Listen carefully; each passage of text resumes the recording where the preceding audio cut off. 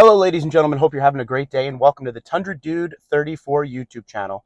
Well, today we celebrate 1 year of ownership with this 2023 Toyota Tundra SR5 double cab with the TRD off-road package. The title of this video, Happy Accident, is for a reason because if you haven't been around the channel for a while, this was not the Tundra I was supposed to have.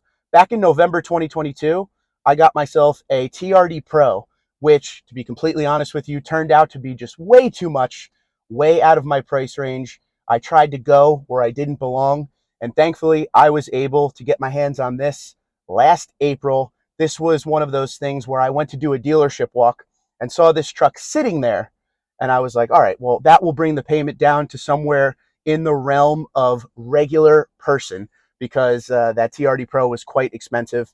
So I needed to get into something a little bit cheaper. And again, thankfully, I was able to find this. Now, one of the things that I always talked about and want to continue talking about as we go forward with the ownership of this truck was, a lot of people always ask, was it tough coming from something like a TRD Pro into an SR5? Because let's be honest, it's quite a step down as far as trim level and maybe some features. Some things I lost were the JBL sound system, the iForce Max, the pano roof. There was a lot of luxury features on their digital gauge cluster, stuff like that.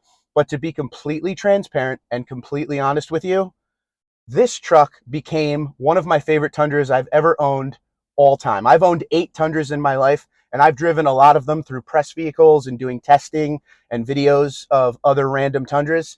This one is definitely in the top 3. I love this truck. And it's an SR5, but it has a lot of features because let's not forget, in the new generation Toyota Tundra, you can build up the SR5 really, really nicely. Now, this particular Tundra was $58,000 MSRP sticker price. It has everything in it. It has the advanced off-road technology package, TRD off-road premium package, premium audio package, and that kind of stuff includes things like soft text heated seats, the 14-inch screen, the bed lights and outlet. It's loaded up, power folding mirrors. It has everything. It even has the TRD 20-inch wheels from the limited platinum and 1794 TRD off-road package. So it's a nicely built up truck. And again, when I was coming from the TRD Pro, one of my fears was this was going to be one of those things where I was like, wow, that was a big step down. I do not feel that at all. So what we're going to do today, before we go outside, we're going to walk around the truck. I'm going to go over everything on this truck and some of the feelings I have, whether it be the look. We're going to take a ride with this thing. Just want to talk about overall the last year with this truck.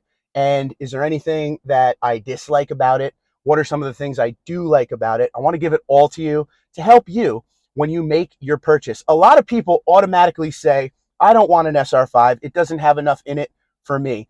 But I strongly suggest if you go to the dealership and you go and look at all these Tundras, because a lot of these dealerships are stocked full again with inventory, take the time. You may be able to save thousands and get something like this and not even know how much you may enjoy it, because there's a lot in this truck. So let's start right here. This truck just went in for its second Toyota Care, which is the oil change Toyota Care. And they also took care of the service bulletins and the recalls on the truck, which between my first service and second service, a lot of them came out. Here are some of the things that we were able to take care of on that Toyota service. The fuel line recall was taken care of. Parking brake ECU program was taken care of. Transmission control CPU reprogram was taken care of. The second key delivery, we were able to take care of that. So quite a bit got taken care of on that trip to the dealership this time. Another thing I want to bring up, because this truck is a year old, some of my connected services expired because you get a trial when you buy the truck. My feeling on connective services is this.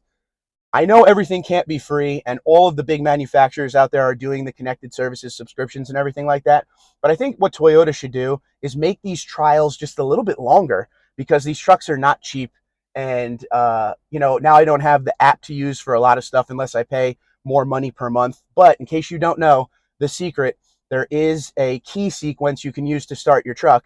And just before I started this video, I wanted to see if that key sequence worked, and it actually did. So I don't know how long that'll go for. That's an old school Tundra move if you're from the second generation. So I could still remote start the truck. People always ask, hey, there was an update recently, over the air update. Can you now open the door with the remote start on and it doesn't shut off?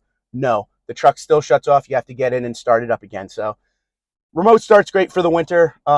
I usually just run out, jump in the truck, and go. So I'm cool with that. But I just wanted to let you know, if you run out of your trial for a remote start, make sure you check your key to do the sequence. It's lock, lock, and on the third time you hit lock, hold it down, and you will see the marker lights flash, and then you will hear the truck come on. So give that a try to see if it works on your truck. But overall, it has been a great year. We're at 9,843 miles on this truck.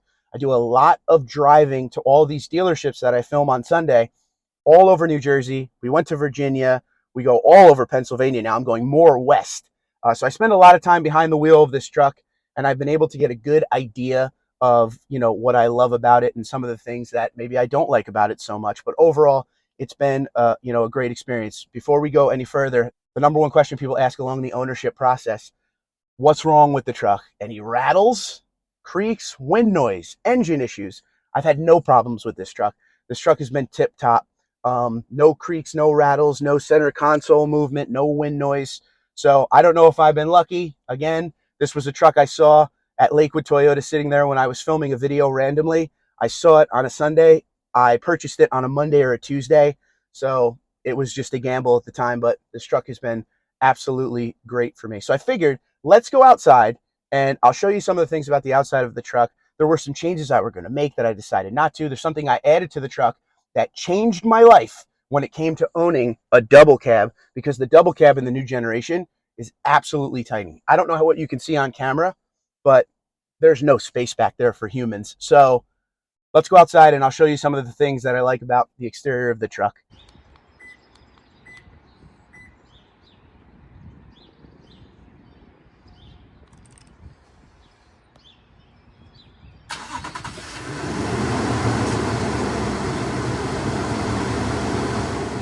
Okay, here it is, my 2023 SR5 TRD off-road double cab.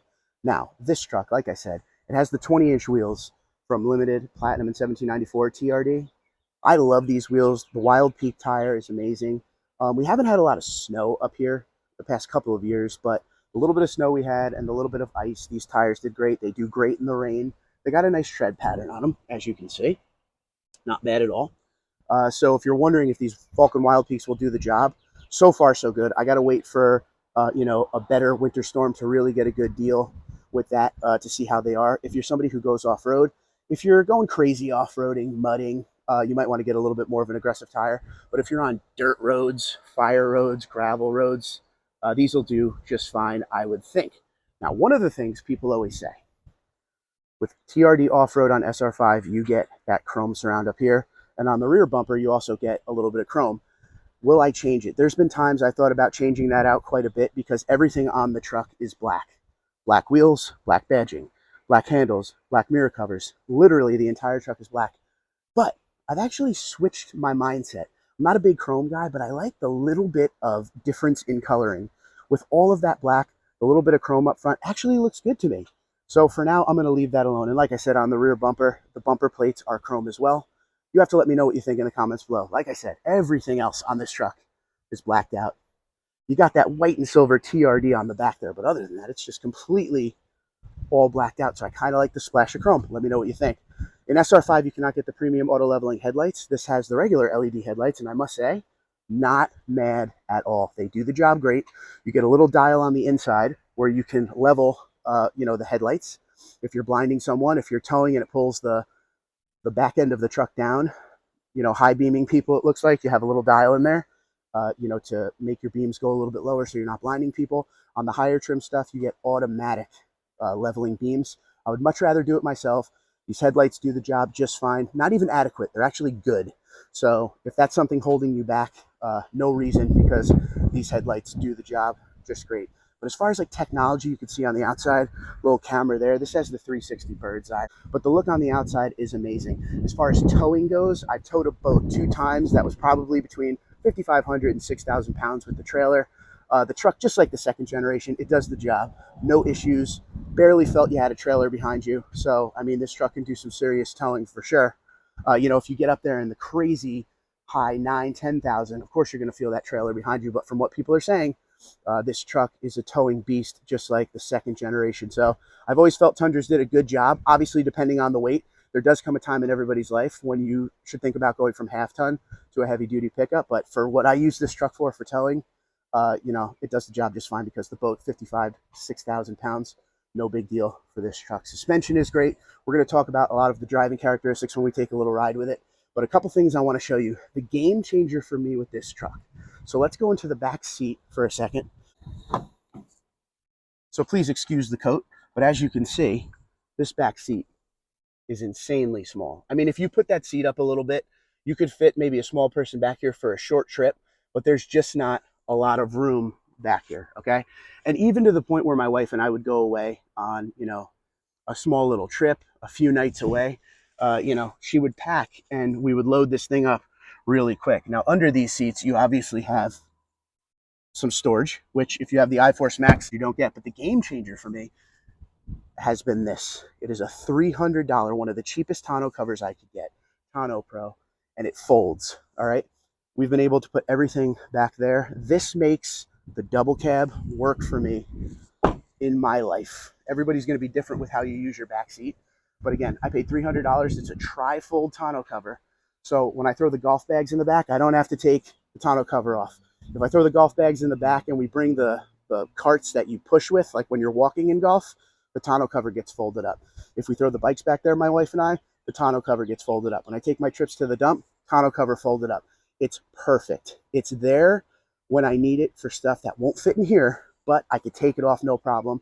And that's why I love these versus like a hard top that would kind of be a pain to take off. So that has been the best thing I bought for the Tundra. It is not an expensive one. Tonneau Pro, $300, does the job just great. So in closing on the exterior of the truck, after 1 year, I'm still madly in love with the look.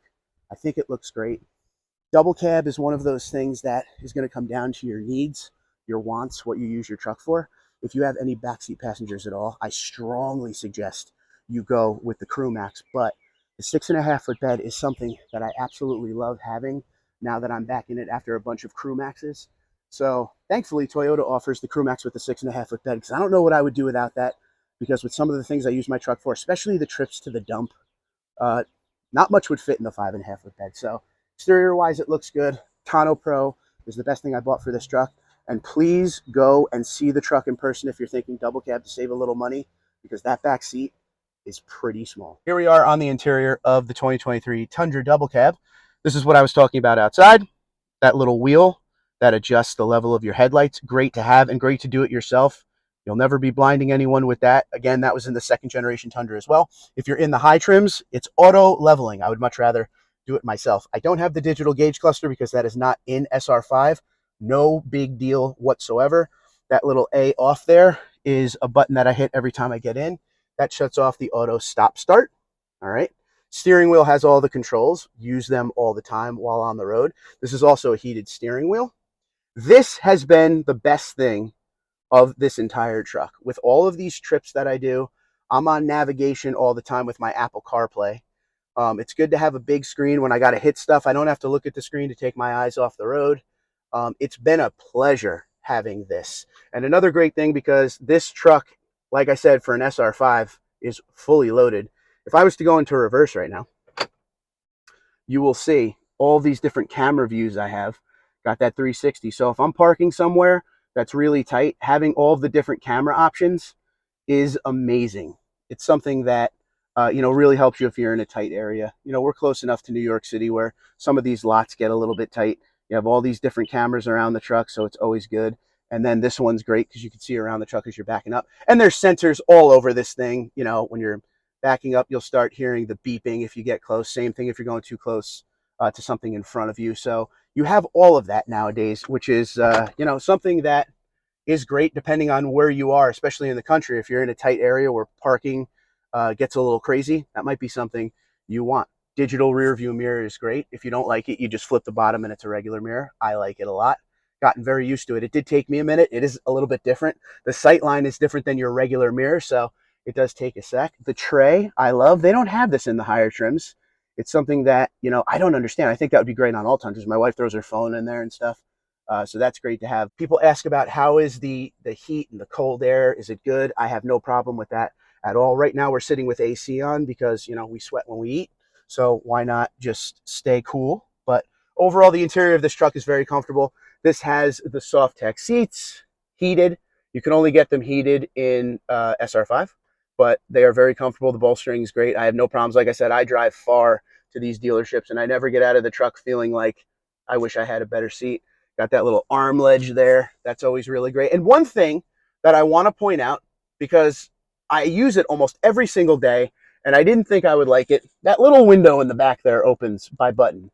Now, I don't have that cool CrewMax window like a lot of you have, but this window is great to just open and let a little air in, especially on the highway.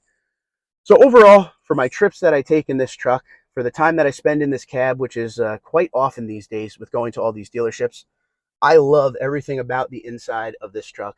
There's nothing I would change as far as what I have. Do I wish I had JBL? Not really. It's a small cab, so the sound is great. I don't have an issue with that. Do I wish I had the digital gauge cluster? No, I'm totally fine with this. It does the job just fine. No big deal. My one thing is this back seat is very, very tiny, that I always say to you guys.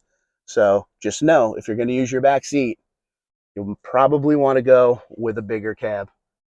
Okay, now we're going to take a little ride in the truck and talk about some of the driving characteristics of this, especially coming from an iForce Max with the TRD Pro into a regular iForce. Not one time during my ownership of this truck have I ever felt that this truck is underpowered.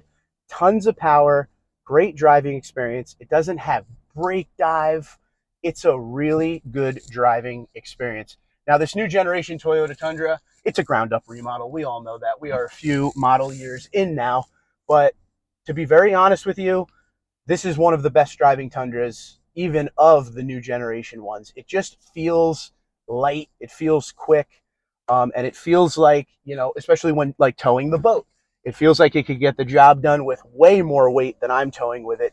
Just overall, everything on the road, it's great. And what we were talking about with the cab, about the comfort of the seats, the usability of everything in here, it's a lot more high tech than your older generation Tundras, but it's nothing insane. And all of these buttons and everything in here is kind of what Toyota's been, using in their vehicles for a long time. So a very simple interior to use. Now, this truck has a great feel to it, and the engine is ultra responsive, very powerful. Nothing bad to say about it. The 10-speed transmission is always in the right place at the right time. It doesn't get confused with what gear to be in. It's just what they've done with the drivability of this truck versus, the Tundra we're coming from, which wasn't a bad driving truck. It was just a completely different feel. This one is just insanely comfortable. I love the fact that there is no brake dive at all in these trucks nowadays. And just the drivability of this truck is something that I would put at the very top of the card. Something that I would say is something that shocked me, really. And especially coming from a TRD Pro with the hybrid and, all the cool stuff in it, and the great Fox suspension, which we always know the TRD Pro suspensions are amazing. They always have a great feel, whether you're on or off-road. Coming from that into an SR5, it did scare me, but this truck is not bouncy. It doesn't have a bad feel to it at all. Fuel mileage, I think if I go to my lifetime screen, it's about 18.7, somewhere right around there. The fuel mileage is amazing. I get better fuel mileage in this iForce than I've done in any of my iForce Max testing, which is always something that, made me laugh. But don't forget, the iForce Max is built for, power and torque. That's what it's tuned for. It's not tuned for, 60 mpg or anything crazy like that, which a lot of people are used to when they hear the term hybrid. But this one here, great fuel mileage. This has the 32-gallon tank on it, of course, because this is the higher end SR5. Suspension with the Bilstein suspension. I remember on some of the TRD off-roads I drove in the last generation, sometimes that TRD Pro Bilstein suspension would feel a little bouncy, especially at low speed. This one is completely dialed in when it comes to that. There really isn't an uncomfortable feeling at all when it comes to that. So that's another plus. As far as pros and cons, I've given you a million pros because at the end of the day, I genuinely just love this truck. It's something that, again, the title of the video, Happy Accident. I didn't expect to be in an SR5. I thought I'd be in the Pro. And here we are. Why did I go double cab over CrewMax? People ask that a lot. I wanted to try something a little bit different. I had a lot of double cabs in my life, and the double cab of the second gen, you could fit 3 grown adults back there. And I knew this one was a little bit smaller, so I wanted to show you folks what it would be like to drive around every day in a truck with a very small back seat. Is it possible? Is it something you can do? There's so many different channels out there with crew maxes. I wanted to show you this in case you were looking to save a little bit of money and you wanted to go double cab. Is it worth it, or should you just get crew max? Well, again, if you're going to have any form of regular passengers, you're going to want that crew max. But I always tell people, go to the dealership, sit in both, drive both, and that goes for iForce and iForce Max, and you will find what you like and what you dislike, because everybody's a little bit different, and that's great.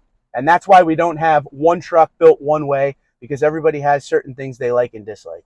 But as far as dislikes go, the only thing I could really say is the back seat was shockingly small. And when I had it for a little while, I was like, wow, this is like almost a completely unusable back seat, to the point where for a minute this was feeling like an RCSB Tundra of the new generation. But other than the back seat, I don't have much to say. And once I got that Tonneau Pro cover, I was pleasantly surprised. With all of the time I spend on the road with this truck, it's just a great truck to own. And I strongly suggest, if you're in the market for the new generation Toyota Tundra, go and see the SR5 before you make any moves. If you don't want all this stuff that I showed you, they make an SR5 with an 8-inch screen and fabric seats. Like, you can really trim it down, but this one is pretty much trimmed to the max, especially when you start adding the things like the 20-inch wheels from the TRDs in the higher trims. This thing has pretty much everything on it. But yeah, nothing bad after the first year. A good 10,000 miles, and this next year we're just going to be traveling to more dealerships further away. So I'm going to spend a lot of time on the road with this truck, and I really look forward to it. So make sure you take your time and shop around, because these trucks are just not cheap nowadays. But I hope that helped. 1 year, there's not much bad stuff to say. I mean, even the fuel mileage is good. So let me know what you think in the comments below. Would you get a double cab? That's my question for you.